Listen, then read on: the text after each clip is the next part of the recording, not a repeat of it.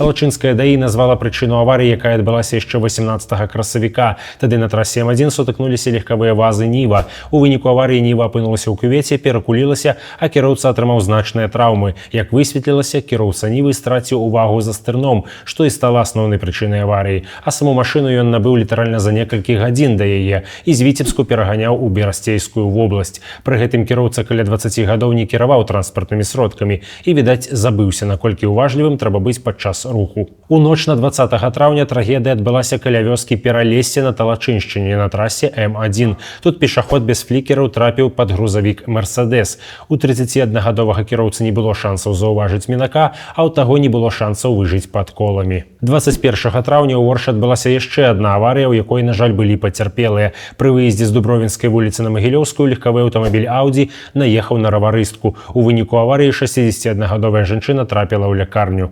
Гэта не ўсе надзвычайныя здарэнні ў нашым рэгіёне за тыдзень. Больш навінаў вы можаце пабачыць у нашых сацыяльных сетках. Іх спіс можна знайсці пад гэтым відэа. Запрашаем падпісацца. А мы перайдзем да больш пазітыўных навінаў.